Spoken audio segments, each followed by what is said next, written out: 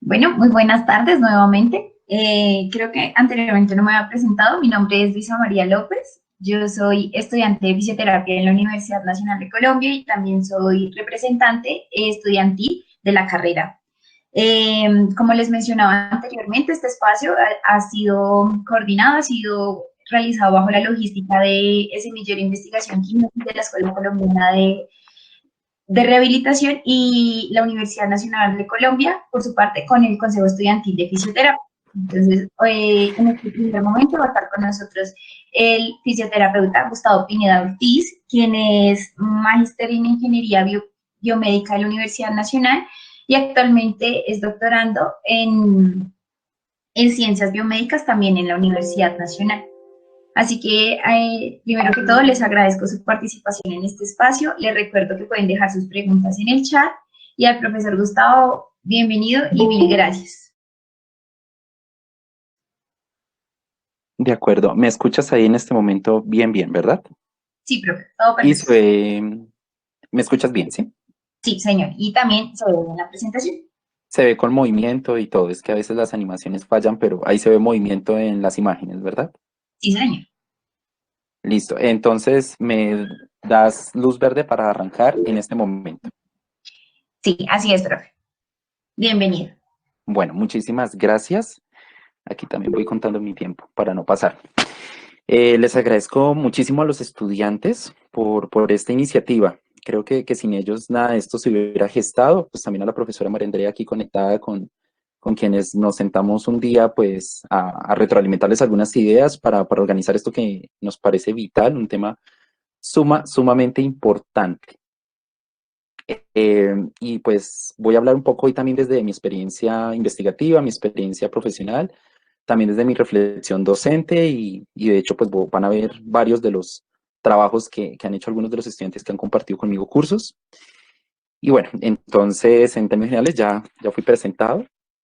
En este momento yo me desempeño como asistente docente becario mientras hago mi estancia de estudios doctorales en la Universidad Nacional. Entonces, la charla que les quiero compartir hoy, que es como una reflexión y pues algunos elementos que nos pueden permitir entender bajo qué marco epistemológico nosotros entendemos el control motor y eventualmente cómo lo aproximamos hacia cosas más traslacionales, pragmáticas o instrumentales. Entonces, realmente me enmarco tanto en una reflexión epistemológica y una implicación epistemológica clara es la medición también. Entonces, quiero abordarlo en ese sentido.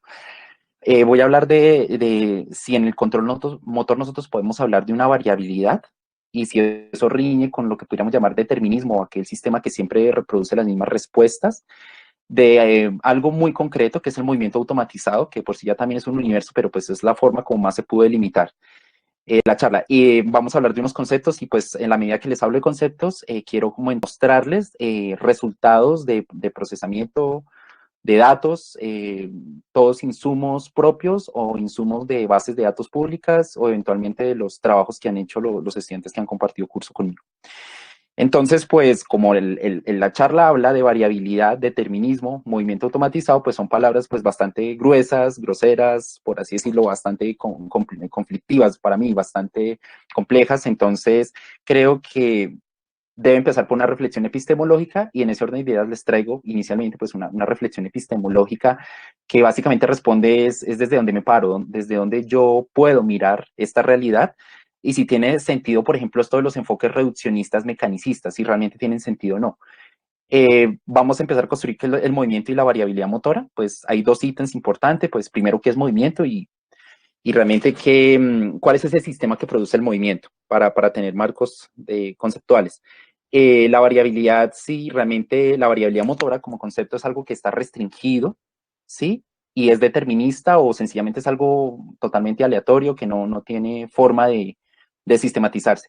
Y algunas herramientas de análisis ahí, de hecho, desde el segundo punto.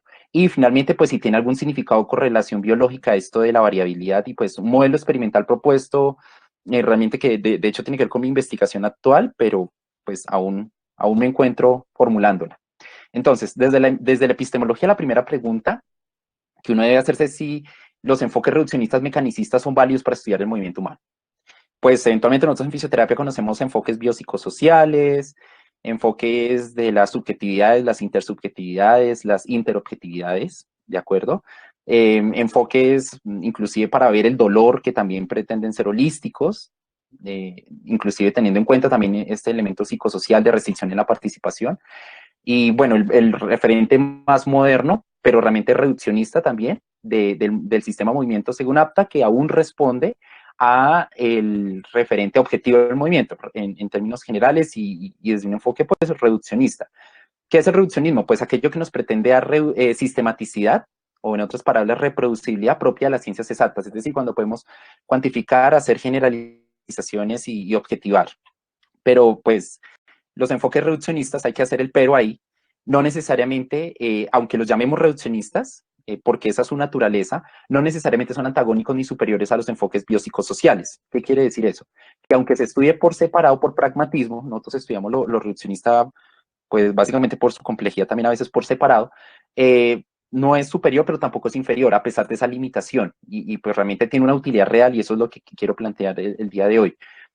Probablemente la tarea que nosotros tenemos pendientes como fisioterapeutas es más ahondar en los enfoques mixtos, ¿sí? Probablemente no preocuparnos en reñir sobre los pretendidos antagonismos de lo que se puede considerar reduccionista, mecanicista, positivista y de alguna forma fenomenológico, narrativo, pues creo que no necesariamente tienen que reñir, pero en principio, pues a veces nos planteamos un enfoque objetivo porque en sí mismo, a veces entenderlo por sí mismo también es muy complicado, es bastante, puede implicar demasiados elementos que nosotros lo podamos abarcar.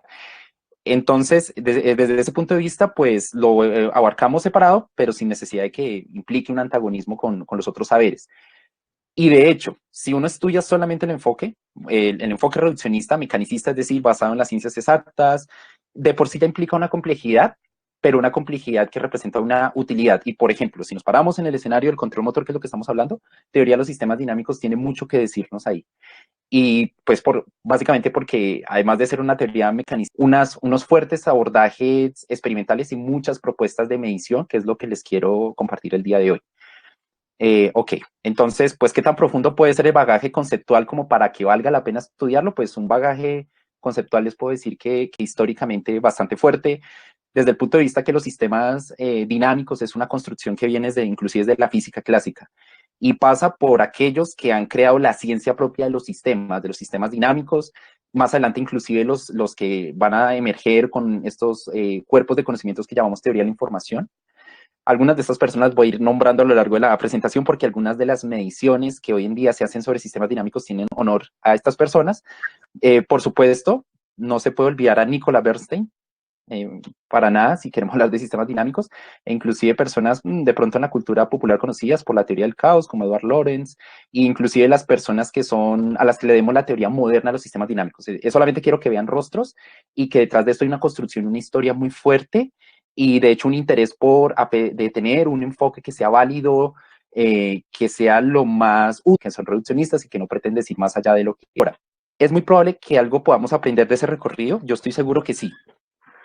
Para asumir una noción de modo que, o sea, para enfocarnos desde el paradigma de lo reducimos, asumir primero unas categorías de análisis y unas unidades de análisis, y primero tendríamos que empezar por lo que significa el movimiento desde esta perspectiva física. Entonces, el movimiento físico tiene una unidad fundamental que se llama la señal, y acá voy a empezar con el primer apunte experimental. De hecho, ya empiezo con la primera sección, pasando a la epistemología, como desde dónde me paro, ahora cómo voy a empezar a abarcar el movimiento y la variabilidad, ¿de acuerdo? Entonces, desde una perspectiva puramente cinemática, únicamente del espacio y del tiempo, el movimiento físico, pues, básicamente es evidente cuando tenemos un registro de él, porque consiste en unas coordenadas físicas y que nosotros lo podemos entender tanto en tiempo como en espacio, y que básicamente, si yo lo pudiera registrar por una cámara, por algún sensor, pues básicamente eso me daría una especie de onda, ¿sí? Y esa onda es lo que yo puedo llamar registro o historia del movimiento, y puede hablarme de la cinemática lineal angular. Digamos, eso pareciera premisa básica de biomecánica, pero vamos a ver que esto tiene mucho contenido realmente, ¿sí? Entonces, para acercarnos un poco a esta noción que yo quiero darles de señal, pues yo quiero mostrarles un primer experimento de captura de movimiento. y pues lo que implica esto principalmente o en el carácter de los movimientos cíclicos.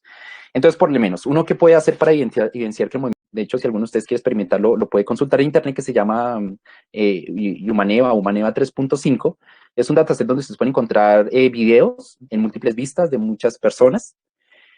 Y esencialmente pues se pueden acceder por licencia, bueno, con licencia académica, con alguna persona que le supervise una investigación a usted o por curiosidad científica. Bueno, el caso es que tenemos unos videos con un gran repertorio de patrones motores que nos permiten primero ver si esto es trivial o no. Hacemos algo que se llama Deep Learning, pues esos son métodos de visión artificial, que es lo que estamos intentando utilizar aquí en la universidad, pues mientras tenemos el laboratorio en marcha, pues al menos tener una detección automática. Entonces, en Humaneva hay videos como estos. Ustedes están viendo una persona caminando, ¿de acuerdo? La persona camina, este patrón, pues que nosotros llamamos de forma coloquial cíclica, ¿sí?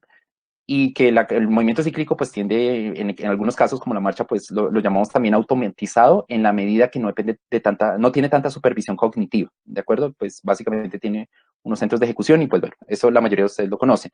¿Qué utilizamos para esto? Pues les dije que algo que se llama Deep Learning, que es básicamente una estrategia de visión artificial, que ya está libre de uso en Internet. Y de este video que ustedes están viendo, podemos obtener esto. ¿Listo? Entonces, ¿qué podemos obtener ahí? Un tracking automático de movimiento donde vemos un montón de gráficas a la mano derecha que básicamente nos están hablando de la cinemática del movimiento. Entonces, estamos viendo que hay un montón de gráficas. ¿Qué significa eso? No hemos dicho absolutamente nada. Solamente que el movimiento, desde el punto de vista que les quiero compartir hoy, es una señal. Es decir, es una curva o una serie de tiempo, una serie de observaciones donde no necesariamente todos los ciclos son iguales, a pesar de que hablemos de la marcha, un movimiento cíclico. Ahora, miremos otro experimento, por ejemplo, yo creo que Ana María, si está en este momento conectada, me va a pedir derechos de autor porque siempre la pongo en mis exposiciones, porque fue nuestro modelo experimental de baile. Entonces, es una de nuestras estudiantes, también le aplicamos el mismo modelo, tenemos tracking automático, pero por ejemplo acá ya estamos analizando no la cinemática angular, sino la cinemática lineal, por ejemplo, del centro de masa.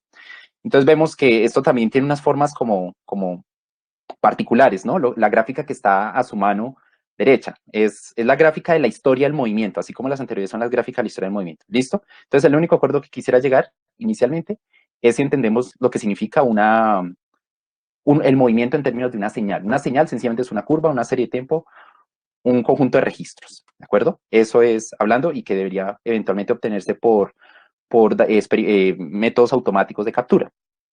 Este movimiento no necesariamente es tan cíclico como la marcha, tan estereotipado, pero tienen algo en común los ciclos de movimiento. Aquí nos haríamos la otra pregunta. En la anterior era si todos los ciclos deberían ser iguales. Aquí la pregunta es, ¿deberían tener algo en común cuando necesariamente no debe tener el mismo patrón estereotipado la marcha? Bueno, son preguntas que emergen cuando uno quiere entender esto de la variabilidad del movimiento.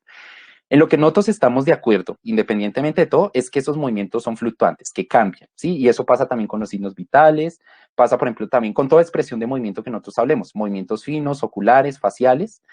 Y ahorita particularmente nos interesa el día de hoy los movimientos globales, de pronto pasando un poco por el balance, la marcha y movimientos más cíclicos. Pero en lo que estamos de acuerdo todos, independientemente de lo que estemos mirando, es que la gran mayoría de esos movimientos que registramos, a los cuales le hacemos historia de movimiento, tienen su cuota de variabilidad a pesar de ser cíclicos. Eso quiere decir que los ciclos no son uniformes. Eso es una premisa pues experimental porque la podemos ver cuando medimos movimiento, ¿de acuerdo?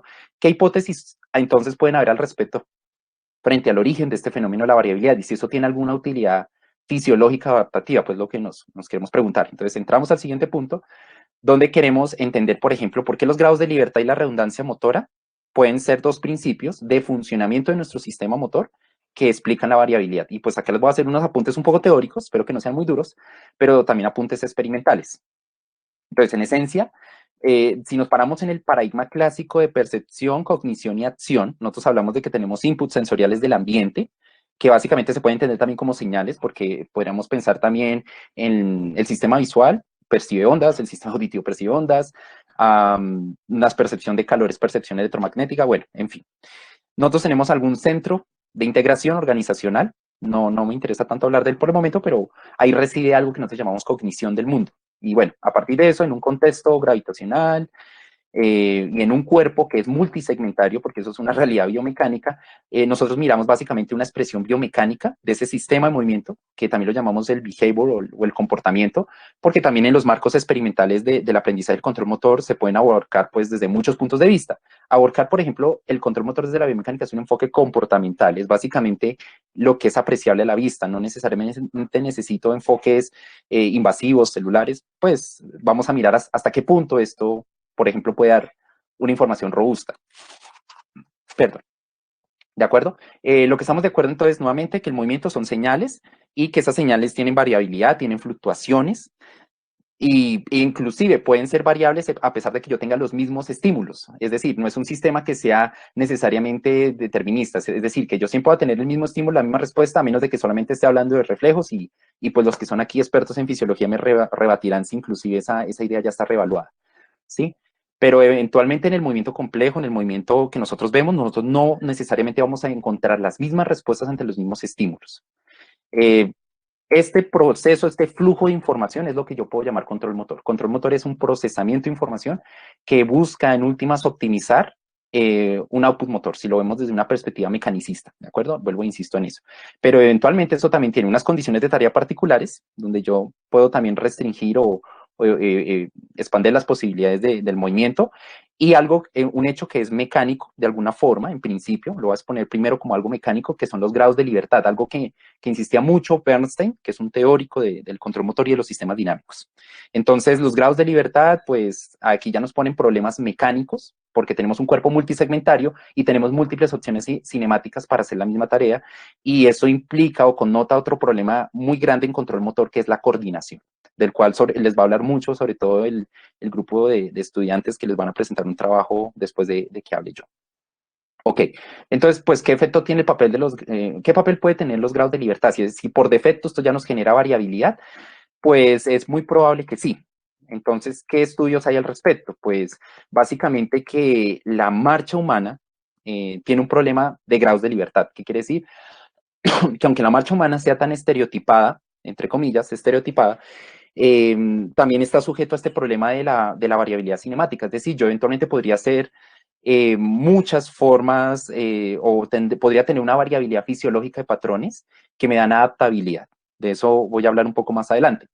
Pero entonces, ¿cómo podemos abordar ese problema de la coordinación desde un enfoque experimental? Pues Bernstein nos planteaba que el problema de los grados de libertad es un problema de varianza, es decir, yo puedo tener 60 articulaciones actuando al mismo tiempo, pero el movimiento óptimo está en la medida en que yo soy capaz de restringir de una manera eficiente y económica el movimiento con la variabilidad suficiente, mínima, para tener adaptabilidad, pero no demasiada variabilidad que me permita no ser eficiente. Vamos a intentar como escudriñar qué significa esto del PSA, que es un método estadístico. Entonces, básicamente volvemos a las gráficas de marcha que teníamos al inicio y pues, digamos, no voy a detener demasiado acá porque esto sobre todo me lo van a entender con el siguiente estudio que viene. La marcha, de hecho, es bastante compleja de analizar, aun cuando se generen métodos estadísticos como el PSA. De pronto, los que han trabajado en laboratorio de marcha para el tema de cirugías múltiples, de pronto algo han escuchado del índice de desviación de Gillette, el GDI, el Gait Deviation Index, el índice de desviación de la marcha, pues básicamente es sacar un solo coeficiente de la marcha de variabilidad a partir de todo esto.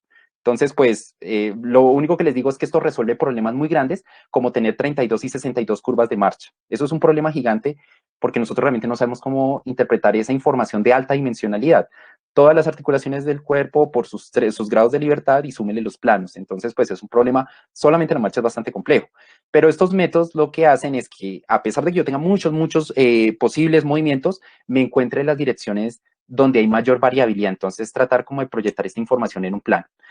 En la marcha con 32 dimensiones no es nada fácil de ver, 32 dimensiones por cada articulación, cada grado de libertad. Esto no es fácil de ver, pero les voy a mostrar un trabajo que hicieron los estudiantes de control motor aquí, experimento UNAL, sobre sinergia y grados de libertad, por ejemplo, en halterofilistas. Entonces, los estudiantes los tengo que nombrar porque espero, no sé si están acá presentes, que ellos de pronto ya en mis clases están aburridos de escucharme, pero al menos los voy a nombrar.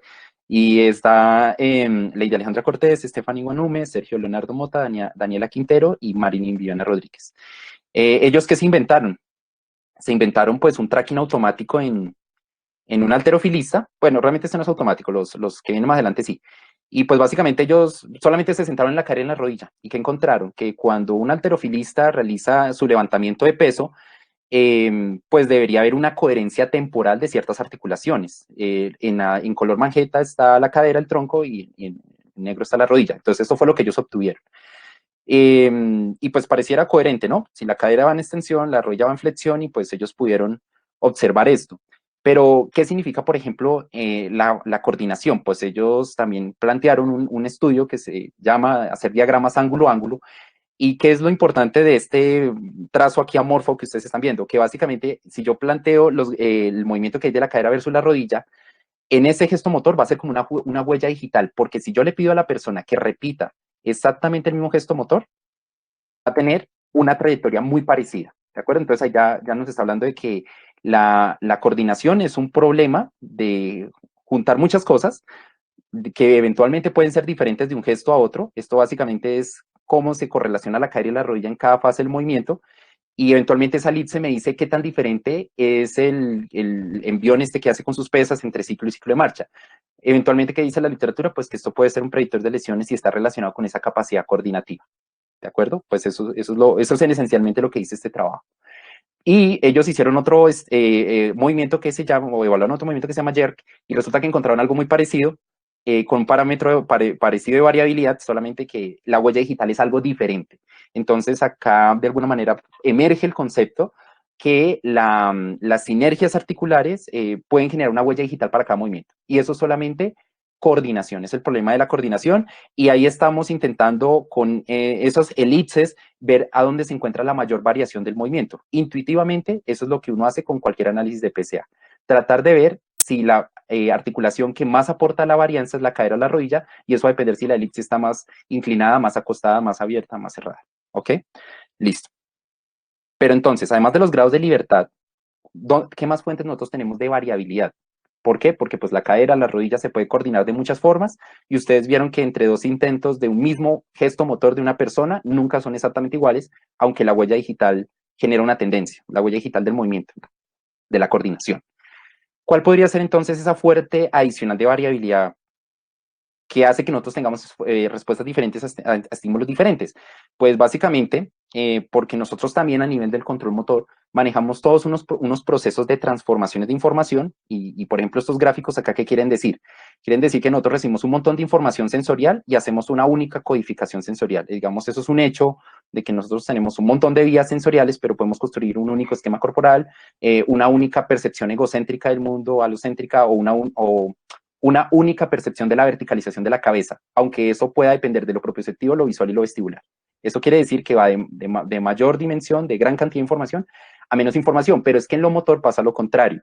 Cuando llega al centro de integración, eso lo llaman encoding sensorial, y cuando llegamos al centro de integración, pues resulta que muchos centros trabajan en conjunto y nosotros modelamos eso como una especie de red también que va de salida, pero esa red hace lo contrario. Lo que hace es expandir su información de tal manera que yo voy a generar algo que se llama redundancia motora. Es un principio de funcionamiento del control motor. Básicamente que yo tengo muchas opciones también desde el programa motor para hacer la misma tarea, y eso va acoplado con un cuerpo pues que es multisegmentario y que tiene muchos grados de libertad. Entonces volvemos otra vez a que esto es lo que explica un poco, podría explicar un poco por qué nosotros tenemos variabilidad motora, ¿de acuerdo? Hasta acá apunte teórico también de alguna forma.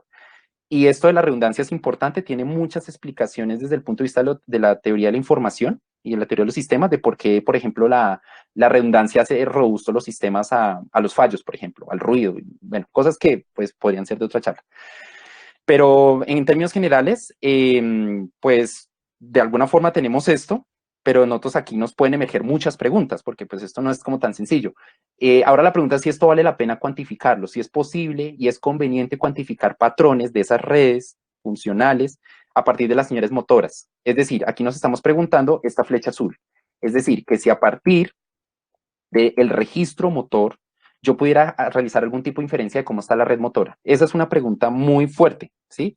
Porque la pregunta es cómo validamos experimentalmente eso de qué intuiciones podemos tener para hacer eso, aparte de este hecho fisiológico de la redundancia motora, ¿sí? Pues puede ser un poco loco, Yo diría que es así, y de hecho la primera vez que estudié esto me pareció bastante loco, pero voy a mostrarles por qué esto le dio bastante sentido. Y aparte de todo, no solamente es una locura porque parece lo inverso a lo que hace el control motor. El control motor va de acá a acá, de la red motora a la señal. Ahora queremos ir de la señal a la red motora, pues eso suena una locura. Y además en un sistema que es bastante complejo, valga la redundancia, y aparte de todo que no siempre produce las mismas respuestas ante los mismos estímulos. Entonces la pregunta es, ¿vale la pena medir si este sistema no es determinista? Es decir, las mismas causas no siempre generan los mismos efectos. Pues son preguntas que uno debe hacerse. Eventualmente esto es causal, es decir, hay percepción, hay cognición, hay acción, pues puede ser una asunción válida en principio, pero probablemente esto no es lineal, ni proporcional, ni determinista. Entonces, pues vamos a empezar a evaluar esto. Bueno, aquí qué pena que se me pase un poco de largo, pero la respuesta a estas preguntas es que sí, de alguna forma podemos mapear, si nos hacemos la pregunta que si podemos mapear las redes motoras a partir del registro motor, y a partir de eso tratar de inferir no solamente qué es la variabilidad, sino en sí mismo el control motor, pues eventualmente podemos hacerlo desde la misma señal motora. ¿Por qué? Porque la señal motora tiene una marca de esa red y tiene unos atributos que sí se pueden considerar deterministas a partir de que estas señales son variables por naturaleza, y lo vamos a hacer a partir de algo que nosotros llamamos la estructura temporal. Y la estructura temporal tiene una noción estadística, pero no dista mucho al concepto intuitivo que yo les planteé al inicio de la charla, y es la historia de movimiento, ¿de acuerdo? Ahora la pregunta es, ¿cómo vamos a probar esa hipótesis? Básicamente, si queremos plantear estos hechos, estas premisas tan groseras, de alguna forma tan reduccionistas, pues tenemos que tener una premisa experimental que nos permita validar el discurso, o validar por qué estamos diciendo eso o por qué estamos especulando eso. Entonces, pasamos al tercer punto de la charla. Creo que vamos bien de tiempo, me ha rendido. La variabilidad puede estar restringida, o sea, nos vamos a preguntar si esa variabilidad motora, esa redundancia motora, eh, puede estar restringida de tal manera que a pesar de que todos los seres humanos se muevan diferente, a pesar de que todos, inclusive cada ser humano, tengamos nuestra propia variabilidad motora, si hay algo que nosotros podamos sistematizar y generalizar de eso como conocimiento, ¿sí? Entonces, aquí definitivamente tienen que venir herramientas de análisis y apuntes experimentales. Entonces, un artículo que es paradigmático para entender esto de cómo poder mapear con la red motora a partir de la señal, es gente que se empezó a pensar, valga la redundancia, que inclusive el control motor y los sistemas dinámicos humanos puedan tener inclusive dinámicas que nosotros podemos llamar fractales. Ya voy a decir qué significa esa grosería. Entonces, eventualmente vamos a evaluar qué estructura temporal tiene y qué significa eso de lo fractal en este concepto. La palabra fractal quiere decir cuando una señal o algo geométricamente tiene invarianza a la escala, autosimilitud. Básicamente que si uno mira, piensen en los mandalas o en estas figuras que a veces uno comparte, y que sencillamente si uno hace un zoom en diferentes escalas, uno tiene que ver exactamente la misma forma. Eso quiere decir que es invariante. Pero vamos a ver esta gente de dónde se les ocurrió eso. Esta es una premisa experimental para arrancar, pero les voy a decir que uno de los estudiantes del grupo de control motor pues intentaron evaluar movimientos oculares y marcha bajo esta premisa de cuantificar esas características sobre las señales de marcha. ¿Listo? Entonces, esto es algo que ellos hicieron: Ana Isabel Vinasco, Daniela Fernanda, Roa, Jamie, Kelly Joana y Yulisa Natalia Bracón. Entonces, pues este artículo del mismo que les hablaba es como el preámbulo para poder hacer este estudio, ¿sí? Y básicamente él plantea algo que es bastante curioso, y es que cada ciclo de marcha que nosotros tenemos, por ejemplo, puede tener, por ejemplo, unas propiedades espaciotemporales. Nosotros sabemos que los ciclos de marcha tienen duración, intervalo de zancada y ese tipo de cosas, pero resulta que cada uno de esos output motores depende de un grupo de neuronas en particular, y pues eso se puede de alguna forma modelar computacionalmente y demostrar experimentalmente. Entonces resulta que nosotros tenemos variabilidad de marcha, por ejemplo, porque tenemos neuronas que disparan para que nosotros tengamos cadencias diferentes, ¿sí? Entonces, esto que ven en círculo amarillo se mapea acá computacionalmente como neuronas que descargan a diferentes cadencias. Entonces, este me genera 120 pasos por segundo, este 100 pasos por segundo, este 80 pasos por segundo, y pues hay una variabilidad fisiológica de la cadencia sin necesidad de que hablemos de un trastorno motor. Eso es fisiológico, así como la variabilidad cardíaca. Entonces resulta que ellos empezaron a modelar y encontraron que entre más complejas fueran las conexiones que ellos colocaran computacionalmente, las señales de variabilidad de marcha también tendían inclusive a esas características fractales. Pero entonces, para ya no decir un poco más de grosería, que creo que ahí no se ve muy bien, Pues básicamente imagínense lo siguiente. Ustedes, por ejemplo, ven esas señales motoras, ¿se acuerdan las que les mostré al inicio, de la cinemática? Sobre todo las señales que tienen que ver con intervalo de marcha. Si ustedes les hacen un zoom, un zoom, un zoom progresivo, ustedes lo que van a encontrar es que esas formas diminutas se repiten en las diferentes escalas. Ustedes me quieren preguntar, por ejemplo, o más bien, voy a hacer otra aclaración antes. Lo que quiere decir de alguna forma, ya cuando uno cuantifica, es que uno, por ejemplo, pudiera tomar trozos de esa señal, los pudiera amplificar y va a ver la señal completa, ¿sí? O sea, la forma completa se conserva y uno puede encontrar algunos coeficientes que hagan que esto sea posible, básicamente por multiplicaciones, adiciones, pero pues no me interesa ahorita ahondar en eso. Lo que estos estudiantes hicieron, por ejemplo, fue tomar a un paciente masculino de 49 años con SB, desencadenado por trombo desde noviembre del año 2012, asistido a terapia por 7 años, de hecho es un paciente del laboratorio, del movimiento corporal, y pues plantear una comparación, por ejemplo, con un paciente con esclerosis múltiple, así solamente por hacer un control, y un adulto sano de 50 años. Entonces ellos tomaron un acelerómetro, un método pues convencional ahora de captura para muchos de nosotros, y tomaron, por ejemplo, marcha en espacio abierto, 5 minutos, 600 ciclos de marcha, que es lo que se puede hacer más o menos en 5 minutos con una cadencia promedio, con este acelerómetro puesto en el sacro, y pues aplicaron números que miden qué tan fractales son las señales. Y entonces, ¿qué encontraron? Encontraron esta señal. Esta señal, por ejemplo, es del paciente y cada pico que ustedes están viendo es el golpe. Uno va a encontrar una señal muy parecida a la parte izquierda, que tiene como esa formita. Y eso yo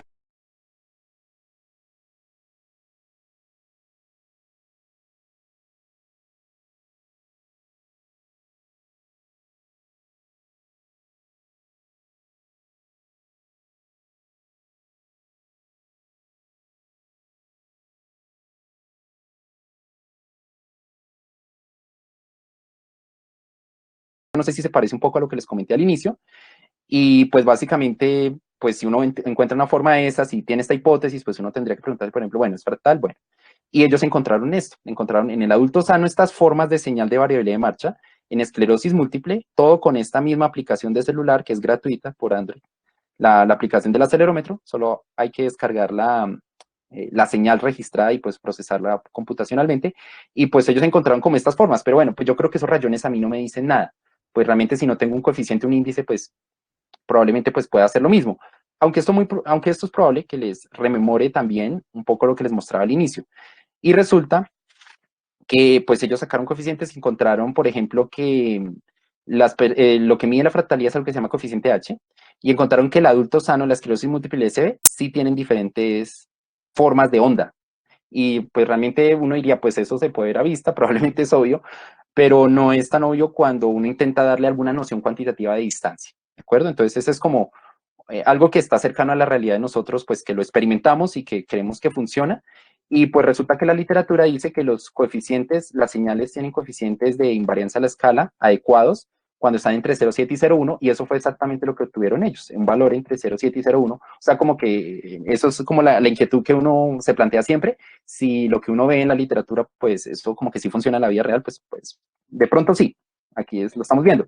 Hay otras bases de datos públicas donde el que esté interesado puede descargar, por ejemplo, registros de marcha, por ejemplo, en diferentes enfermedades neurológicas, reproducir estos mismos enfoques computacionales y puede encontrar cosas muy similares a las que le estoy diciendo.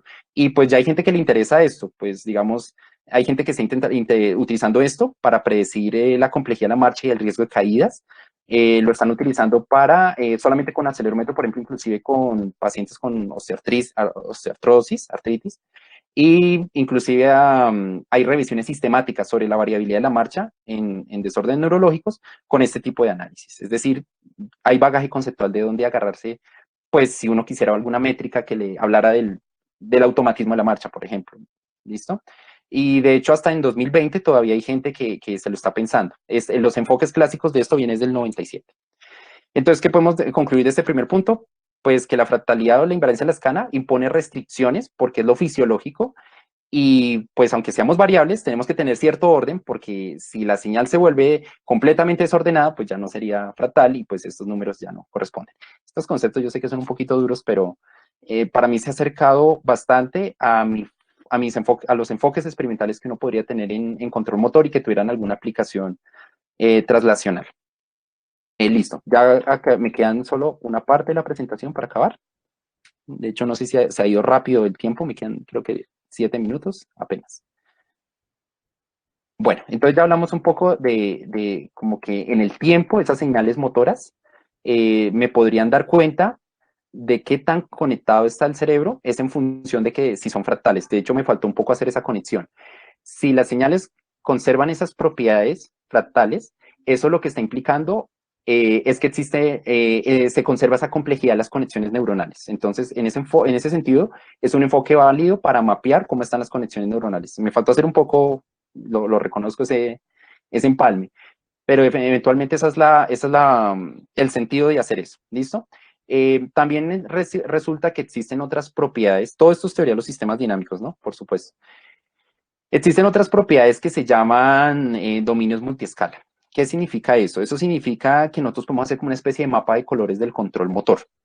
Voy a entonces hacer un poco más enfático con eso, y eso significa un poco lo que les estaba comentando o lo que ustedes veían al principio con este tipo de gráficas, donde había como un mapa de colores, y ese mapa de colores, pues bueno, pues no sé si a alguno de ustedes les llamó la atención, pero este mapa de colores, por ejemplo, se utilizan con análisis multiescala de señal.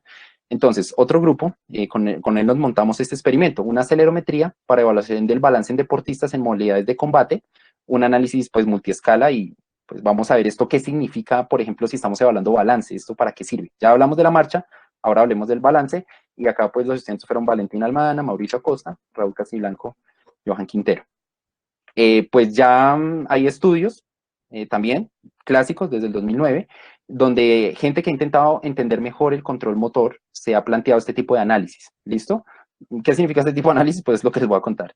Y pues algunos inclusive ya lo han asociado con la automaticidad de la marcha. Voy a rescatar solamente este tipo de párrafos que traen este tipo de artículos, perdón, otra vez les muestro el título, sobre la automaticidad del control postural durante tareas dobles en adultos mayores. Por ejemplo, el paradigma de la tarea doble es un paradigma clásico para evaluar, por ejemplo, qué gestos son automáticos o qué gestos tienen mucha supervisión cognitiva.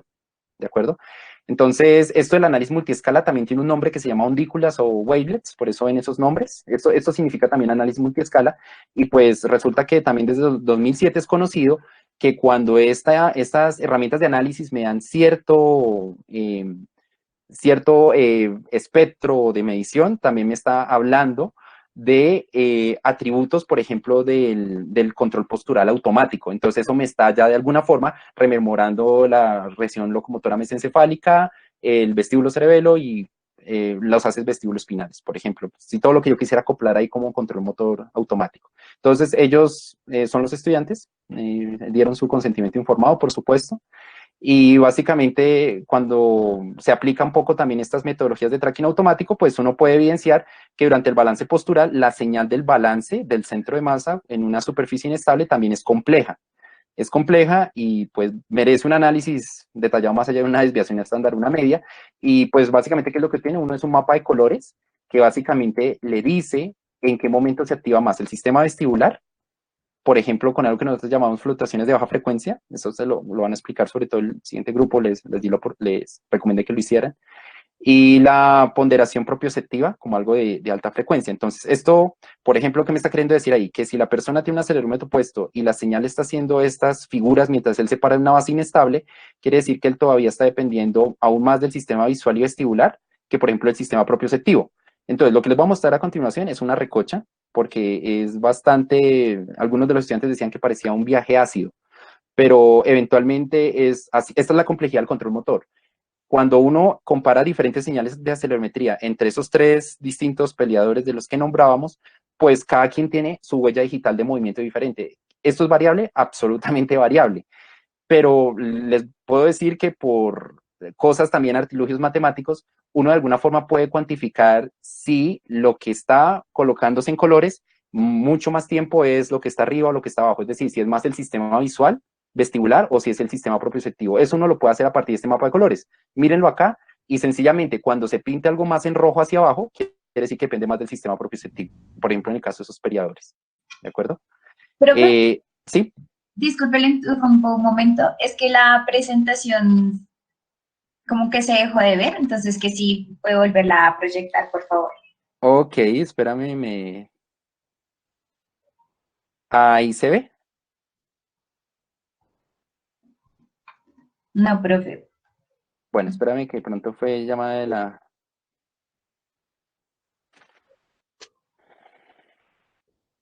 A ver, un segundo.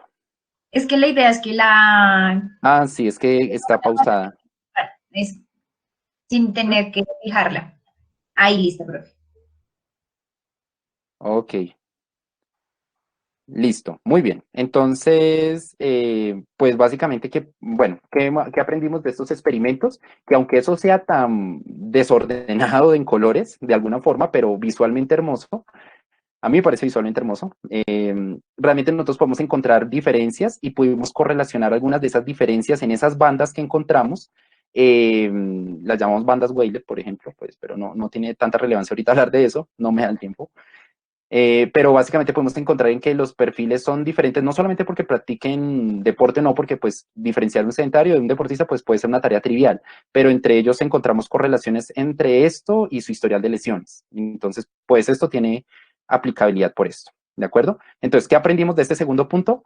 Que el sistema de control motor funciona en múltiples escalas y con múltiples sistemas, por ejemplo en el balance se correlaciona con múltiples sistemas que tienen impuestas restricciones de acuerdo a la información sensorial que reciban. Entonces, si yo tengo una restricción de información propioceptiva, visual o vestibular, eso se va a reflejar en ese tipo de registros. Y pues básicamente, pues no, a los estudiantes no les interesa ni aprender a programar, ni aprender todo el fundamento matemático del análisis de este tipo, sino ver si es una herramienta útil por el momento para diferenciar perfiles de lesión.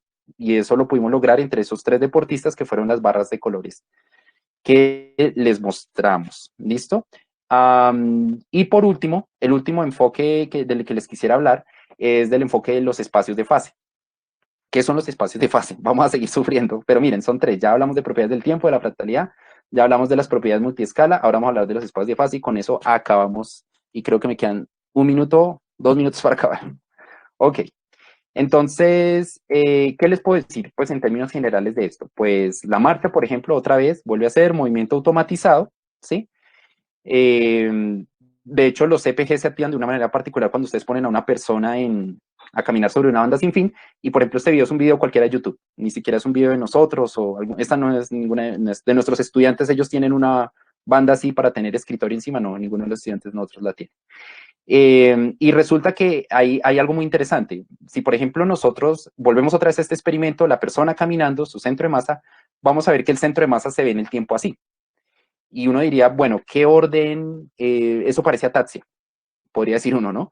Ese, por ejemplo, es el registro del centro de masa de esa misma persona que está caminando anteriormente. Pero resulta que si nosotros mapeamos eso, algo que se llama espacio de fases, nosotros vamos a encontrar algo como esto. Entonces, a pesar de que algo sea muy variable, si nosotros empezamos a correlacionar esa señal consigo misma, ¿sí? Eso funciona ya con metodologías computacionales validadas. Eso básicamente es poner en el eje X, Y, Z la misma señal pero corrida. Y eso es una forma de correlacionar los ciclos pasados, presentes y futuros. Y si eso es cierto y eso converge a una sola trayectoria, como lo que ustedes están viendo ahí, que eso es lo de los famosos efectos, ¿se acuerdan que les mostré ahorita que una mariposa al lado de la foto de Edward Lorenz, que es el padre de la teoría del caos? Bueno, eso funciona por ese tipo de índole. ¿Eso qué es lo que implica? Que aunque el movimiento sea muy variable, converge a ciertas trayectorias. Eso es lo que está queriendo decir eso, no más. Experimento de YouTube. Ahora les voy a mostrar, perdón, lo que hicieron, por ejemplo, con el patrón cinemático de un niño, eh, que lo hicieron Sandy Arias, Javier Camargo, Mónica Ramírez y Luz Esperanza Sierra, y es que tomaron a esta bebecita, preciosa, bonita, le traquearon, le hicieron un tracking, ese sí supervisado, ese no fue automático, estamos trabajando en eso, pero todavía no lo tenemos automático, con autorización de los padres, por supuesto, todo esto tiene autorización académica, para visualización y divulgación, y pues básicamente esa señalcita que ustedes vieron ahí, pues es el tracking de sus articulaciones. Con eso yo puedo construir la cadera, y miren lo que encontramos en esta niña. Entonces, esta niña estaba realizando sus primeros gateos y encontramos esto. Entonces, implica que la variabilidad converge a algún sitio. Entonces, ahí yo les estoy dejando muchas preguntas para que sigan haciéndose si realmente esto de lo determinista vale la pena hablarlo acá o no. Sí, esto de que algo converja a algo es lo que nosotros podemos llamar en ciencia algo determinista y que no nos va a decir exactamente cuál es el valor de todos los ángulos que yo hago en todo mi recorrido, ya sea de gateo, de marcha, de lo que sea, no me va a hablar de eso, sino que me va a hablar esencialmente es qué tan estable o inestable es un sistema, y eso lo puedo cuantificar. Y ya para terminar, pues esto también se lo ha pensado la gente, por ejemplo, que ha intentado comparar. Aquí les traigo muy pocos de muchísimos estudios que hay de esto, de sistemas dinámicos, pero básicamente las personas con amputación y que se están acoplando a una prótesis, pues también tienen unas características de variabilidad, por ejemplo, a nivel de la rodilla. Miren esto que está acá, esto de hecho lo llamamos atractores en el lenguaje popular de los sistemas dinámicos. Y básicamente es porque todos los ciclos de marcha, esto es un ciclo esto es un patrón típico de la cinemática angular, así se ve más o menos cuando ustedes evalúan, los que han tenido la oportunidad de ver laboratorios de marcha, o las mismas curvas que les mostré al inicio, exactamente lo mismo. Los ciclos de marcha tienden a parecerse, y finalmente, pues, aunque tiendan a parecerse, eh, y sean variables, pues convergen a algún sitio. Eh, y voy a terminar, perdón acá porque yo ya sé que se me acabó el tiempo con eso, con esta conclusión. Variabilidad motora, por definición, ¿qué es? Diferentes estados cinemáticos y es información, ¿de acuerdo? ¿Cuál es la fuente de la variabilidad motora? Es la decodificación motora, es decir, que yo parto de una orden motora sencilla, sencilla entre comillas, y la amplifico en función de esos grados de libertad que tiene el cuerpo humano. ¿Cuál es el propósito de la variabilidad motora? Generar redundancia. ¿Y cuáles ventajas tienen para concluir la variabilidad motora? Pues adaptativas para la prevención de lesiones. Se ha demostrado que aquellos a los que les pueda sacar todos estos índices y los tengan en aspecto, en unos índices o coeficientes que no correspondan a lo fisiológico, al adaptativo, tienen, por ejemplo, más riesgo de caída, más riesgo de lesión de cruzado anterior, tienen más riesgo inclusive de deterioro neurológico, por ejemplo, en el caso de las neurodegenerativas, que es lo que yo trabajo en mi grupo, y eventualmente esto nos puede dar cuenta del aprendizaje y la optimización del gesto, como está pasando en la niña. Lo que nosotros vamos a encontrar si hacemos de la niña que gatea, si hacemos un estudio de más tiempo y tratamos de observar cómo se modifican sus señales en el tiempo, pues podemos encontrar también una radiografía de cómo está evolucionando el control motor. Y pues esto qué quiere decir, que eventualmente la variabilidad motora puede tener un potencial muy fuerte para ser un indicador de control motor. Sí, es que vale la pregunta, vale hacerse la pregunta de qué es como tal una métrica de control motor. Ya agradecimientos van al final. Creo que la parte final de mi modelo no lo alcanzó a presentar. Igual ha sido mucha, no sé si intoxicación de información, pero pues esto es en lo que queremos profundizar nosotros. Pues a esto nos queremos dedicar con el tema de los análisis de movimiento para hacer inferencias sobre el control motor. Y hemos encontrado que tiene mucha coherencia, al menos utilidad, y ya se puede inclusive eventualmente validar por neuroimágenes, pero pues si alguien tiene duda de eso, pues se lo comento, pues para no quitar tiempo de preguntas. Y eso es todo, muchísimas gracias, pues vamos a ver si esto les dejó inquietudes, dudas o de alguna forma les sirvió de algo pues a alguien, espero que sí. Bueno, profe, muchísimas gracias. Ahora vamos a pasar a revisar aquí lo que dejaron en el chat. Entonces, si le parece, profe, ¿se las leo? ¿O usted mismo la revisa? Sí, léemelas tú, por favor, gracias. Listo. Comenzamos con Adriana Patricia Saavedra y ella pregunta, me imagino que puede haber arritmicidad en el movimiento. ¿Qué instrumentos electrónicos o herramientas se pueden utilizar para corregirlos? Pues primero es arritmicidades, y claro, primero tienes que probar la hipótesis que realmente existe, y desde esta teoría de la información, desde los coeficientes que nos hablan de la variabilidad fisiológica, tú ya puedes determinar definitivamente cuál es la variabilidad fisiológica y cuál es la variabilidad que no es fisiológica. Eso es lo primero que hay que determinar. Y eventualmente, por ejemplo, el feedback auditivo sirve mucho en las enfermedades extrapiramidales para regular la marcha, aunque no genera tanto automatismo al principio, hace que tú dependas más de supervisión cognitiva porque enfocas tu estímulo, tu atención en la marcha, y después en la medida que tú vas reaprendiendo y lo evalúas en doble tarea, bueno, pues ahí ya tocaría nuevamente plantearnos qué entendemos como el parámetro para decir la persona empieza o está generando tiene un control motor de base, tiene un control motor después, ¿cómo lo comparo? Y bajo esa premisa, pues yo aplico una modalidad terapéutica. De hecho, yo en la modalidad terapéutica no tengo problema, puede ser cualquier técnica de facilitación. Yo creo que la premisa fundamental de esta charla es más cómo nosotros damos cuenta de la evolución de ese sistema dinámico, independientemente de la metodología que podamos utilizar, que puede ser muy efectiva. es más cómo dar cuenta de los cambios que a veces son muy difíciles de apreciar. De eso no hablé tanto, pero les aseguro que en esta experiencia, y más en mis primeros años de rehabilitación neurológica que trabajé en Teletón, realmente ver los cambios en los pacientes no es fácil.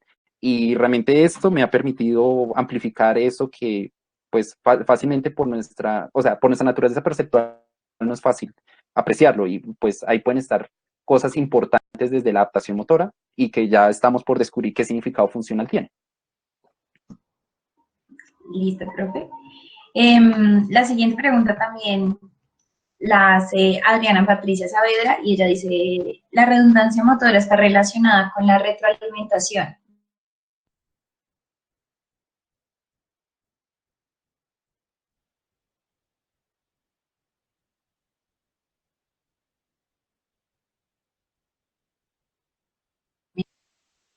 Me Es imagino. una pregunta, ¿me la puedes repetir un momento? Es que por un momento perdí la conexión, qué pena. Claro que sí, profe. Pues no está planteada como pregunta, pero el comentario dice, la redundancia motora está relacionada con la retroalimentación, me imagino. Ok. O sea, la pregunta es que no entiendo si es pregunta o comentario. Es que no sé si, Adriana, te encuentras por ahí y nos aclaras si era comentario o era pregunta.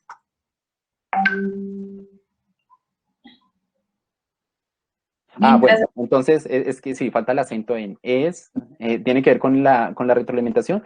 De alguna forma sí, pero no es pues esa pregunta realmente no te la tengo porque pues es casi como darle razón de ser de por qué somos bípedos, por qué tenemos 32 grados de libertad, pues son preguntas, creo que hasta filogenéticas, que no creo que tenga la respuesta ahorita y también para algo. Realmente no me atrevería a responderla, creo que no, pero lo que sí sabemos es que la redundancia motora da adaptabilidad para prevenir la caída o para aprender más fácilmente gestos motores nuevos. Esa es una función sí importante de la redundancia motora. listo, profe.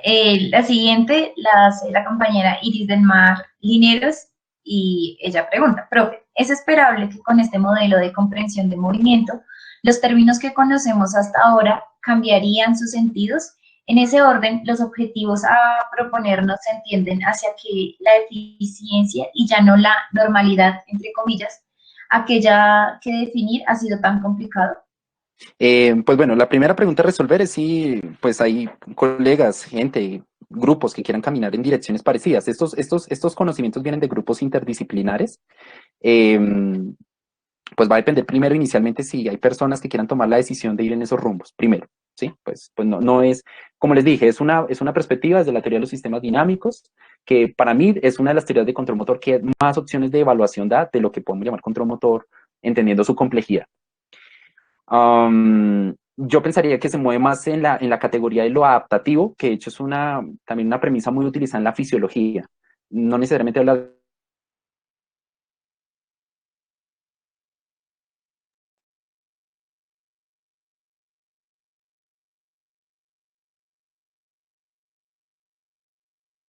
de patología enfermedad, sino adaptación de la determinación profesional desde si es que podemos tener diferentes referentes eh, praxiológicos sí, o un paradigma diferente para organizar nuestro quehacer, pues ahí yo creo que hay libertad. No creo que esto sea una forma obligada de ver a todo el mundo. Disculpe, Perdóname. creo que se cortó la llamada un momento cuando estaba respondiendo la pregunta.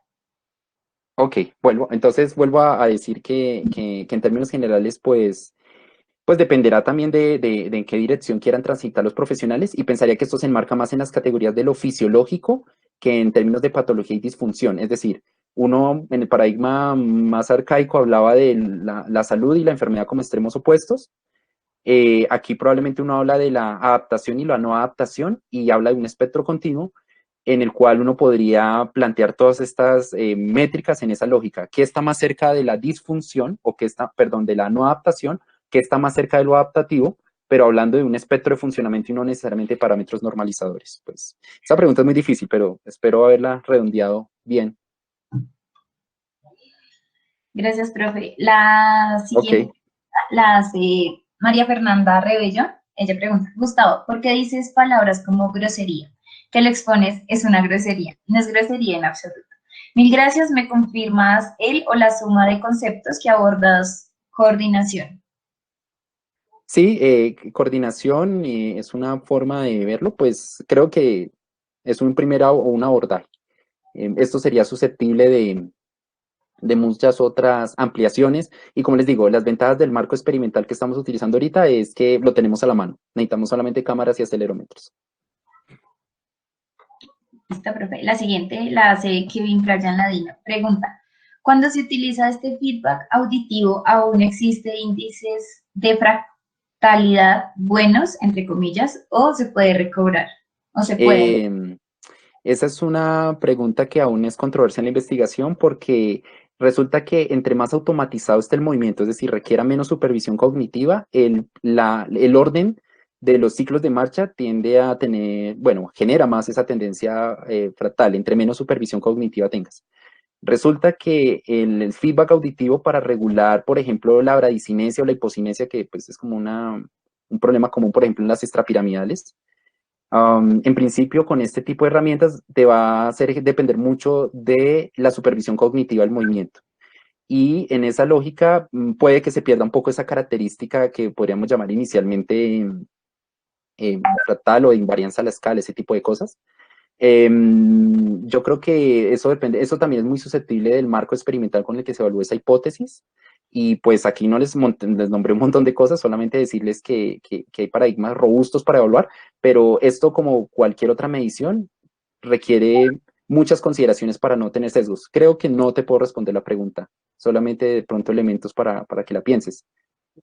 Tienes que pensarlo en principio desde lo que implica la transición en el aprendizaje motor, desde la supervisión cognitiva al automatismo, y qué esperarías encontrar, pues, si es que tenemos una respuesta para eso. Es una pregunta ya más elaborada. Ok, profe, muchas gracias. Iris, lo que depositas aquí es un comentario extra a tu pregunta. No sé si quieres activar el micrófono y preguntar. Iris plantea como adicional a su comentario, es eso, hay una introducción de términos y de sentidos que es deseable. Comencemos a revisar o a repensar. Ok, de pronto lo refieres es a la introducción inicial, ¿no? Sí, imagino que es eso. No, Mm, me refiero en general y a todas las miradas interdisciplinarias que hay de movimiento, en la que algunos son sinónimos y hay sentidos parecidos y a veces utilizamos como un babel de movimiento cuando lo que hay ya son respuestas. podría ser.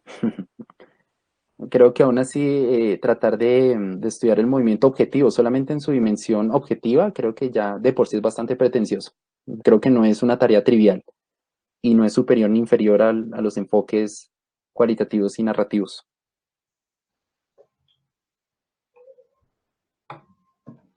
Listo, profe, por el momento eso es todo, son todas las preguntas que depositaron en el chat. Ok, muchas gracias. Pues espero que no haya sido demasiado rápido la cadencia, pues que se haya podido obtener un bagaje. Bueno, esto es como ya un comentario final. Porque realmente creo que pues tocará mirar desde qué otras perspectivas nosotros podemos abordar el control motor si esta es demasiada, si esta es demasiada dispendiosa, pues nuevamente, como les digo, podríamos querer involucrarnos con esto o no. Yo la invitación que haría, de pronto si alguna de las personas ven todavía un poco lejano esto a nosotros, pues que plantearan de pronto su propia alternativa, es decir, desde qué manera yo podría aproximarme a la complejidad del movimiento desde experimentos que sean posibles, y lo digo desde mi experiencia, desde mi ignorancia de los enfoques mixtos, pero entonces, ¿cuál sería las alternativas de abordaje experimental que nos permitirían a nosotros, pues, tener respuestas en cuanto a eso que es tan complejo, que es tan variable, pero pareciera que tiene patrones? Yo creo que eso son hechos bastante intrigantes y pues me he dedicado a estudiar los últimos años esto y creo que el enfoque de los sistemas dinámicos es válido, pero entonces depende cada quien de ustedes cómo quiera proponerse de él. Entonces ya, muchísimas gracias por haberme escuchado. Vale, profe, muchísimas gracias. Antes, acaban de dejar otra pregunta, no sé si la podemos responder, tenemos como un minuto antes de dar ya el inicio de la siguiente ponencia. Sí, no, por supuesto, ustedes son las que mandan. Ok, profe. Juan Gutiérrez pregunta, profe, excelente presentación. ¿Una condición de salud puede limitar la variabilidad del movimiento o al contrario, puede aumentar esa variabilidad? Las dos. Las dos porque, digamos, acá el dicho popular de la vela que no, que alumbra y que no quema, ¿no? Aquí es muy cierta y de hecho en todas las lógicas de los sistemas complejos y de los sistemas adaptativos. Eh, es bastante cierta, en el sentido de que y hay que mirarlo en contexto, porque cuando yo tengo, hay que mirarlo, por eso les hablé de condiciones de tarea, unos determinantes de variabilidad y grados de libertad. Hay movimientos que por su naturaleza deberían tener más restricción de esos grados de libertad y menos variabilidad para ser adaptativos. Hay otros que, por el contrario, deberían ser más variables. Ejemplo de eso típico en la marcha, para no ir tan lejos, los intervalos de zancada en la marcha no deberían ser tan variables y tan fluctuantes. Eso, por ejemplo, revela enfermedad. Si tú me preguntas por eso, o patología, disfunción, como lo quieras llamar.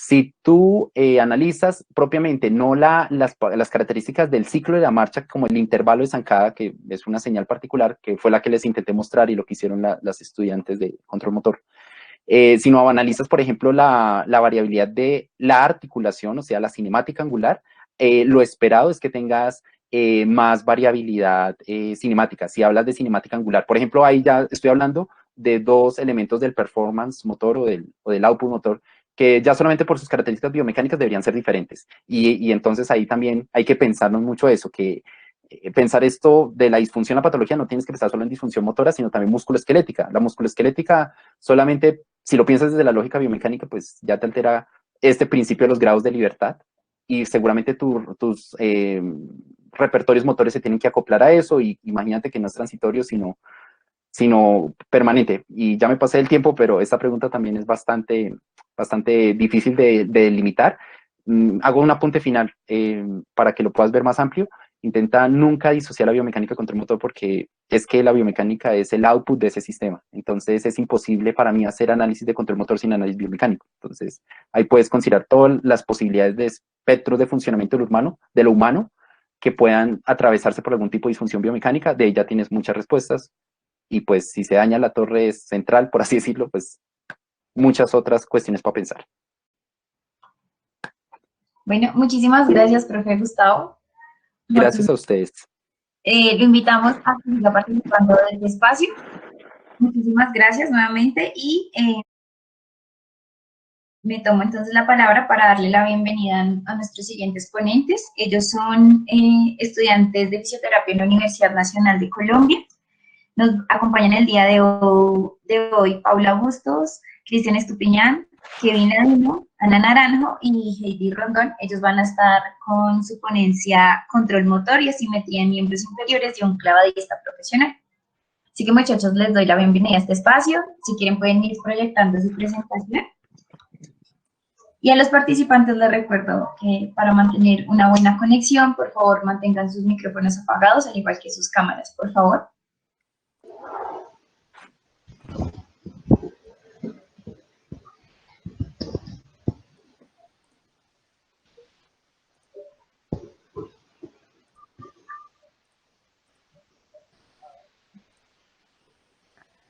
Hola, buenas tardes. Ahí están viendo la presentación. Sí, ya se vean a Gabriela. Vale.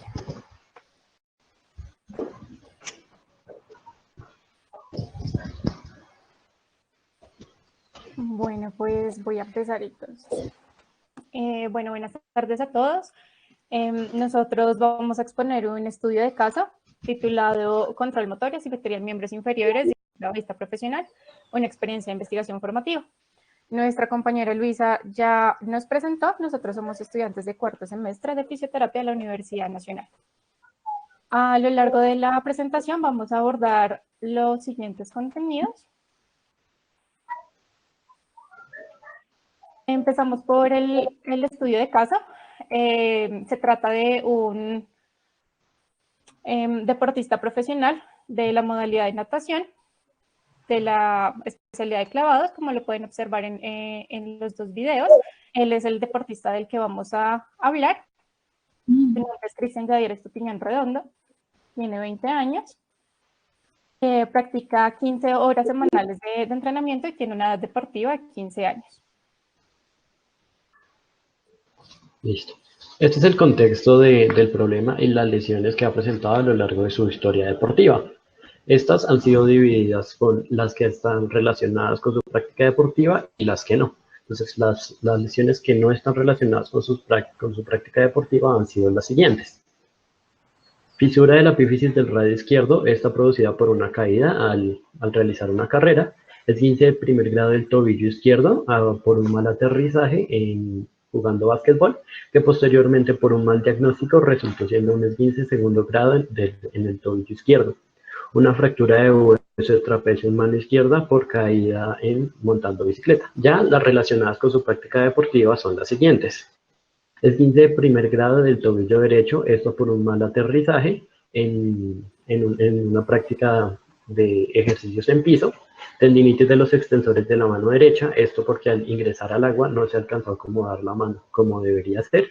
Dice que no, se generó una hiperextensión de muñeca por el impacto con el agua. Fractura de hueso piramidal izquierdo. Esto también se produjo porque al momento de ingresar al agua no se alcanzó a colocar la mano en una posición correcta y esta generó un microtrauma que por impactos repetitivos repercutió y generó una fractura en el hueso. Fractura de alus en la falange distal del pie izquierdo. Esto se produjo en un ejercicio que se realizaba en tierra. Un apunte que podemos hacer es que en las lesiones no relacionadas podemos ver que hay una predominancia de las lesiones en el cuerpo izquierdo. Ya más adelante entonces podemos decir que a pesar de que el problema ha sido experimentado por el deportista, son lesiones donde no siempre se conoce su mecanismo y por eso existen revisiones que están relacionadas. Este es el caso de una revisión que se realizó en el año 2017 que explica lesiones comunes y recurrentes en clavadistas. Esto es, entonces se pueden diferenciar en tierra y en agua. Algunas de las lesiones que se pueden producir en tierra son torceduras, esguinces, inflamaciones de las articulaciones por sobrecarga, contusiones con las implementaciones como lo pueden ser camas elásticas y cajones. El ejercicio que se realiza en tierra es muy importante porque da un acercamiento propioceptivo a los elementos que se van a realizar posteriormente en el agua. Por ende, es muy importante realizar estos trabajos. Algunas de las lesiones que pueden ocurrir en el salto o al entrar al agua son contusiones con el trampolín debido a un mal despegue del mismo clavadista, microtraumas al ingresar al agua, hiperextensiones e hiperflexiones por un mal ángulo de entrada. Debido a las altas demandas inerciales que tiene el clavadista, son tanto así que el clavadista recibe un impacto a 60 kilómetros por hora con una velocidad con una fuerza de casi 400 newtons cuando ingresa al agua.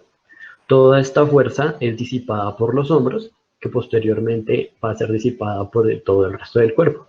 Es muy importante que los hombros tengan una buena estabilidad y una buena flexibilidad. Si no se cuenta con este mecanismo, se puede sobrecargar la espalda y, como ya lo dijimos anteriormente, se generan hiperextensiones o hiperflexiones. Aunque el hombro es el principal disipador de la energía al momento del impacto, la parte del cuerpo que recibe el primer impacto es la muñeca. Por ende, es muy importante que el clavadista realice un fenómeno de aclimatación o acomodación, que es que realice saltos primeros de 1 metro, de 3 metros, de 5 metros, de 7 metros y 10 metros, sucesivamente para que la muñeca se vaya acomodando al impacto y no se generen microtraumas y por impacto repetitivo se genere una lesión mucho mayor. Siguiente. ¿Qué hipótesis existen sobre el tipo de lesión que ocurre en este deportista en agua y en tierra y qué papel juega en el control motor?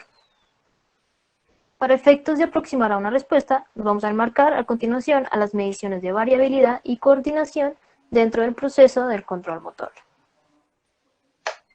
El cuerpo, con relación al movimiento y a su ambiente, recibe unos inputs que entran en los diferentes sistemas de control del movimiento, donde viene a juego la reponderación sensorial, la cual nos habla de cómo cada sistema proporciona una contribución al control postural y sus oscilaciones. El sistema visual, con un aporte del 10%, maneja unas frecuencias de 0.1 a 0.5 Hz. El sistema vestibular, con un aporte del 20%, con unas frecuencias de 0.5 a 2 Hz. Y el sistema propioceptivo, con un 70%, con más de 2 Hz. Y así se logre una codificación motora en términos de sinergias que da el resultado al output motor, que sería biomecánico, el cual se encuentra regido por unos grados de libertad o restringido por estos mismos. Esto de acuerdo a la teoría clásica de Bernstein, que nos habla de la restricción de los grados de libertad, que se retomará más adelante. A su vez, este output se vuelve a converger como un input sensorial al sistema de control del movimiento. Y si se quiere medir, sería en términos de variabilidad cinemática, coordinación ángulo-ángulo y relaciones ángulo-velocidad angular. Siguiente. A continuación, se habla un poco más acerca de cómo esta variabilidad o esta coordinación se relaciona con las posibles lesiones en un deportista. Bueno, ya como tal, retomando, la coordinación y la variabilidad coordinativa se relaciona muy específicamente con la probabilidad de sufrir una lesión. Siguiente, por favor. Como tal, retomando, la coordinación implica el uso de múltiples grados de libertad e interacción entre las estructuras. Entonces, podemos decir que un estado de variabilidad coordinativa es el reflejo de un sistema saludable y complejo. De acuerdo con algunas teorías de Bernstein, la redundancia del sistema motor se debe a que el sistema es estable, funcional y adaptable, y utiliza múltiples interacciones para cumplir un mismo objetivo motor o una misma tarea motora. Entonces, de esta manera, proponemos dos teorías en la cual una pérdida de la variabilidad y una pérdida de los grados de libertad del sistema motor se puede entender como la fragilidad del sistema a sufrir una lesión. Entonces, biomecánicamente esto se puede entender que cuando el cuerpo no tiene variabilidad, entonces en una tarea se sobrecarga cierta zona. Entonces, como no se disipa bien la carga, se producen microfracturas acumulativas. Siguiente, por favor. De acuerdo con esto, tenemos algunas métricas de medición, como por ejemplo es el plano de fase ángulo-ángulo. Esto se obtiene haciendo un tracking del movimiento de los ángulos, como por ejemplo de la cadera y de la rodilla.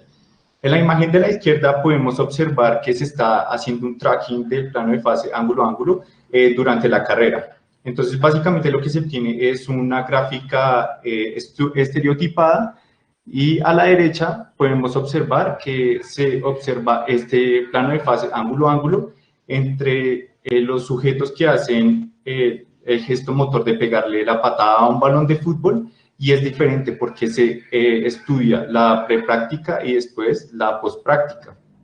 Siguiente, por favor. De acuerdo con la variabilidad coordinativa, podemos decir que se relaciona perfectamente con algunas métricas o mediciones de lesiones, ya sea osteomusculares o neurológicas. Entonces, en la izquierda tenemos la variabilidad coordinativa de un plano de fase ángulo-ángulo durante la marcha, en la izquierda en un grupo control saludable y en la derecha en un grupo control con lesión neurológica. Bien, entonces, ¿qué significa que estas líneas converjan o no? Esto va a depender de la variabilidad, de que sea mayor o menor variabilidad. De esta forma, una persona con problemas de origen central o lesiones musculoesqueléticas va a presentar una deficiencia de coordinación intersegmentaria y por lo tanto va a reducir la variabilidad coordinativa como se aprecia en el gráfico de la derecha. Siguiente, por favor. Bajo estos parámetros y como hemos venido hablando del diagrama de ángulo-ángulo, se han planteado distintas métricas de medición que son propias de estas gráficas que contenemos. Entonces, tenemos que una métrica que se puede sacar del diagrama ángulo-ángulo va a ser la codificación vectorial, que va a tener en cuenta la orientación de vectores entre dos o más puntos adyacentes y que esto con respecto a la horizontal va a tener un ángulo de coordinación. Asimismo, se han especificado métricas sobre gráficos en los que se correlacionan dos parámetros fisiológicos relacionados. Entonces, podemos observar observar una gráfica sinusoidal que es propia de en este caso de la respiración, correlacionada con los impactos de talón. Y por último tenemos un plano de fase que es propio de ángulos versus velocidad angular o posición versus velocidad normalizada. Partiendo de esto, se puede clasificar, o bueno, se puede sacar de este gráfico un coeficiente que va a determinar cuánto diverge una trayectoria de otra. Adicional a estas métricas se han encontrado otras relacionadas con la variabilidad y la coordinación de movimiento, como lo son las coeficientes de Lyapunov, sobre el plano de fase que forman atractores. Estos atractores van a determinar o delimitan la trayectoria de la que se esté hablando. Otro es la entropía sobre este mismo plano de fase. Y por último tenemos la transformada de Fourier sobre las señales de balance estático y dinámico, que miden una reponderación sensorial. Siguiente. Ya haciendo una especificidad sobre esta transformada de Fourier, esta va a determinar, o bueno, es una gráfica que muestra si una señal tiene alta o una persona tiene alta o baja frecuencia. Entonces, y esto va a depender de su reponderación sensorial. Bajo esto, entonces podemos ver que el enfoque de medición basado en coordinación motora tiene dos ventajas fundamentales, que están basadas en la cinemática, por lo tanto son no invasivas y de bajo costo, y no influyen o no afectan el gesto motor de la persona a la que se esté evaluando. Y como segunda ventaja tenemos que es el resultado de la integración de todos los procesos de control motor. Sin embargo, se ha evaluado la coordinación o variabilidad de tareas completas o en miembros inferiores en estos deportistas en la modalidad de clavados. Como respuesta a la pregunta de mi compañera, sí se ha evaluado la variabilidad en tareas completas de estos deportistas. En algunos estudios se ha determinado que el ajuste del control por la retroalimentación se usa durante las fases del clavado, encontrando que la variabilidad juega un papel muy importante en el ser humano. Algunos otros estudios se han enfocado en investigar acerca de la variabilidad funcional que adquieren los deportistas de clavados de una altura de 1 metro, en la cual también evidencian que la variabilidad juega un papel esencial en el resultado del desempeño motor. En este punto es importante preguntarnos si altas demandas mecánicas generan altas demandas de control motor. Y la respuesta es que sí. Los clavados son un gesto motor que se divide en varias fases. La primera, que es la de obstáculo o valla, la segunda, que es la fase de contacto, en donde se da el despegue, y la tercera, que es la fase propiamente del vuelo. En la primera fase, el deportista está bajo una alta demanda de planificación motora y de predicción acerca del tipo de salto que se va a realizar, y en la cual se da un menor tiempo para realizar los ajustes que se requieran en ese momento. Durante esta fase y la de contacto, se genera una velocidad horizontal, vertical y un momento angular que dan la rotación y altura necesarias para empezar la fase de vuelo. Teniendo en cuenta esto, se da que en el momento angular empieza desde el despegue en la fase de contacto. Este momento angular se ve modificado dependiendo de la complejidad del salto que vaya a realizar el deportista. Durante la fase de vuelo se encuentra una mayor variabilidad en el ángulo de cadera y brazo, debido a que tienen un mayor tiempo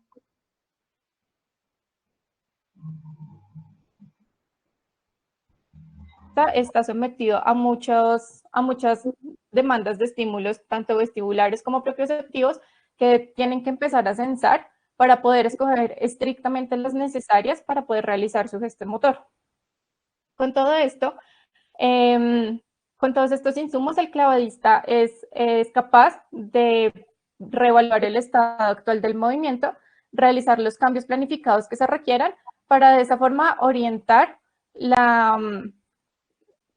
el ingreso al agua de una manera en la cual pues no vaya a sufrir ninguna lesión, como lo podemos observar en el video a continuación.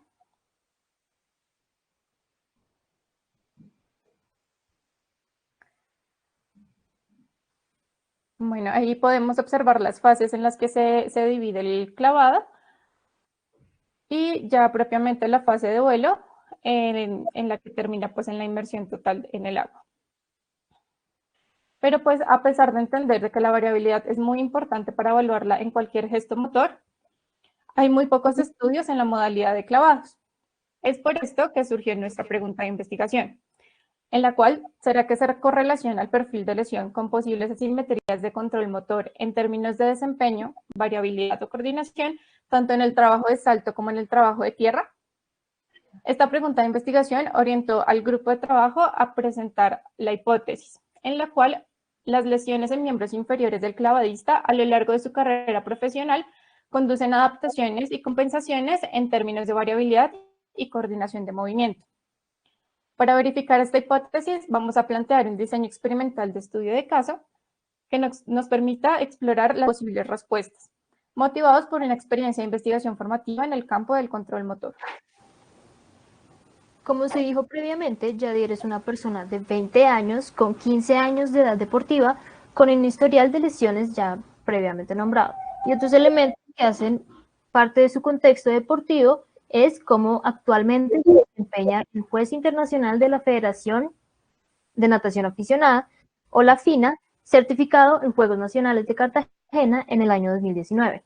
Ha tenido unos logros deportivos presentes en el periodo 2016, 2018 y 2019. Y se ve como es una persona que está habituada a una alta carga competitiva, lo que hace que estas lesiones mencionadas previamente sean aún más críticas. El estudio de caso transversal obedece más a un estudio experimental, ya que no se tienen tantos estudios enfocados en este tema previamente, analizando diferentes tareas motoras, las cuales las voy a decir a continuación. Nuestra metodología se basó en análisis de 3 tareas. La tarea estática en tierra, en balance postural, para inferir qué relaciones se tienen entre la adaptación del gesto motor con las lesiones, al igual que para hacer una comparación bilateral de sus miembros inferiores y su capacidad de reponderación. Una tarea dinámica en tierra que se enfocó en un salto básico y un salto mortal para evaluar los patrones automatizados del gesto motor y al igual que la evaluación de la simetría y la coordinación interarticular de sus miembros inferiores. Este trabajo en tierra es de suma importancia debido a que una buena parte de su entrenamiento como clavadista se hace tanto en piso como en las piscinas para perfeccionar su gesto. Además que algunas de sus lesiones también se dieron en tierra. Y por último, el gesto motor, que serían los clavados, para conocer su desempeño motor y ver la variación de su centro de masa en el gesto deportivo.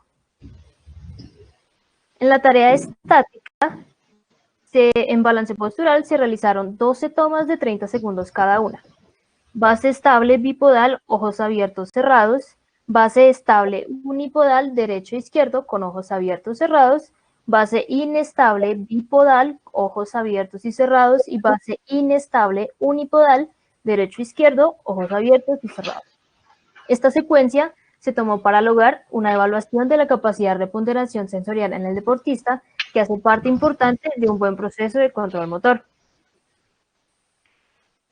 En la tarea dinámica se tomaron en salto básico en piso 40 saltos divididos en vista lateral izquierda y derecha, y en el salto mortal hacia atrás en piso 2 saltos con vista lateral derecha y vista lateral izquierda. Y por último, en su gesto motor, en los clavados se tomaron 15 saltos en trampolín, un salto básico hacia atrás, un salto simple hacia adentro y un salto unimedio hacia adentro.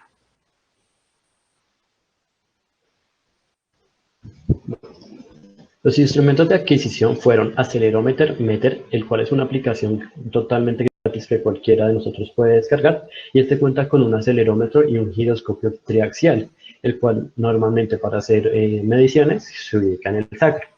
A su vez, se utilizaron herramientas de video con una resolución de 1920 por 1080 con 50 fotogramas por segundo capturados en el plano sagital. Se usaron herramientas de computación porque siempre al adquirir señales de movimiento por video o por sensores, se registra ruido que nos puede alterar la señal. Este ruido es filtrado por los toolbox o caja de herramientas, que lo que hacen es filtrar la señal y darnos una señal más limpia. Esta señal limpia nos dio datos para calcular la cinemática angular, y esta la vamos a calcular por medio de diagramas ángulo-ángulo, como se explicaron anteriormente, y los diagramas de fase que se relacionan con posición y velocidad, ángulos versus velocidad angular, y la señal versus sus derivadas. También la señal filtrada nos dio también herramientas de acelerometría. Un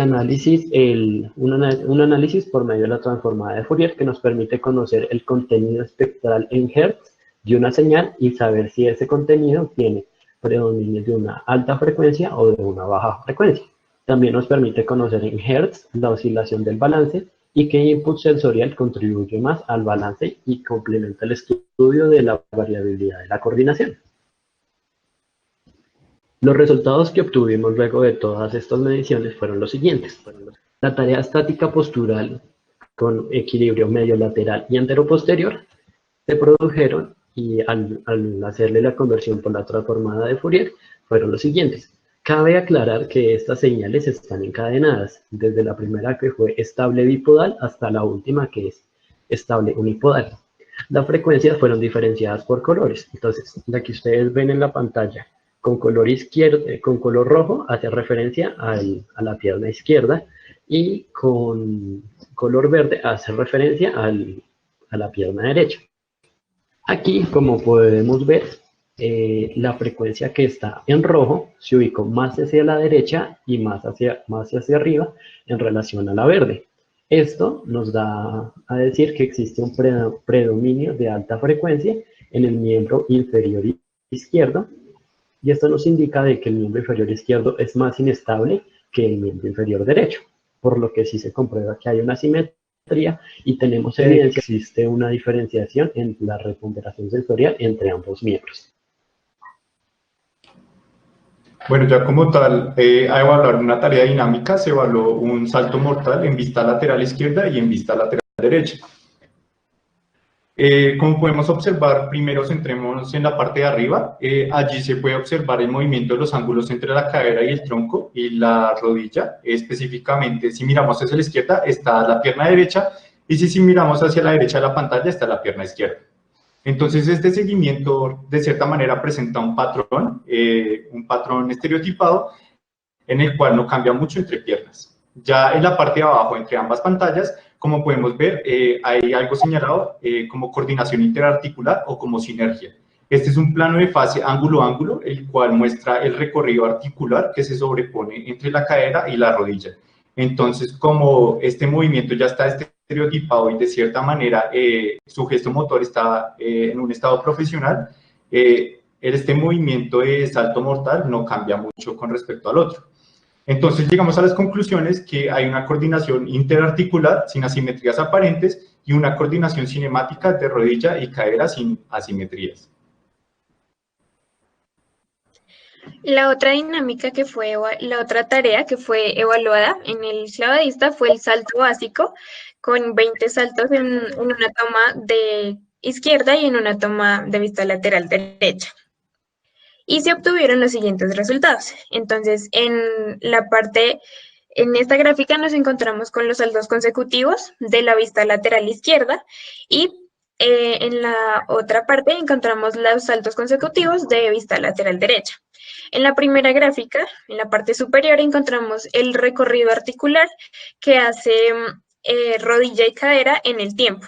En esta se puede observar que son casi sincrónicos. Sin embargo, se presentan algunos desfases evidenciados como picos en rodilla, en cadera izquierda y rodilla derecha.